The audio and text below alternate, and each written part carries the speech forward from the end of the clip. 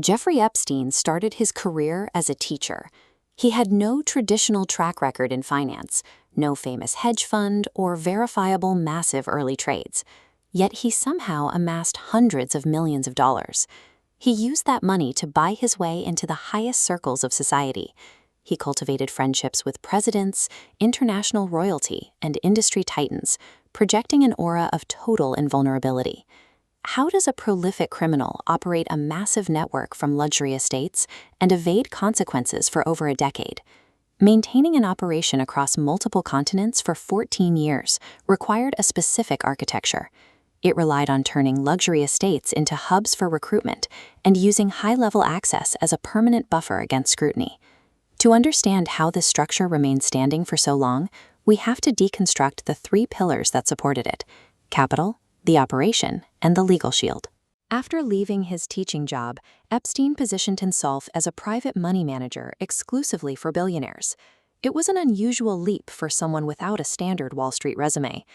By handling the finances of a few extremely wealthy clients, he gained an all-access pass to their social and professional spheres.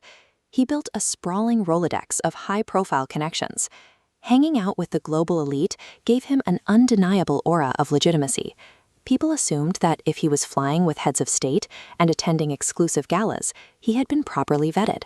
He appeared too important to question. This wealth functioned as active camouflage.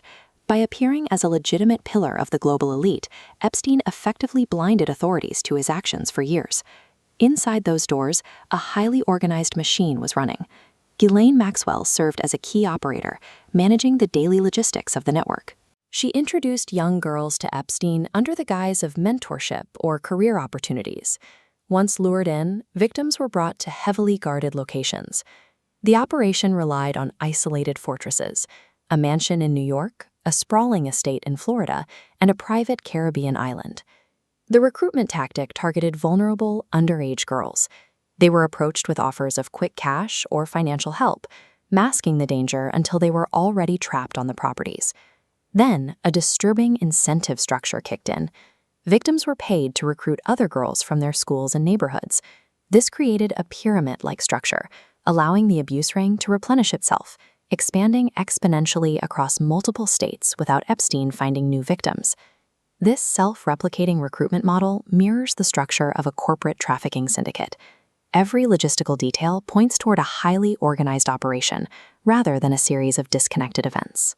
The system finally faced a real threat in 2005.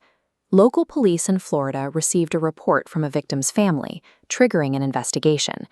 Detectives gathered overwhelming testimonies from multiple victims, handing federal prosecutors a strong case.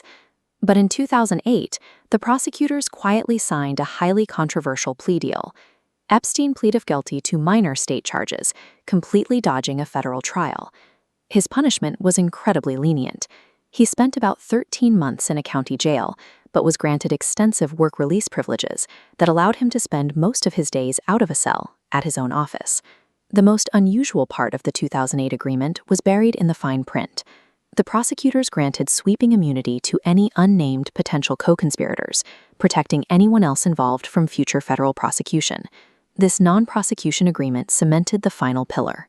It showed exactly how elite status and powerful connections could be used to legally immunize a syndicate and subvert the justice system.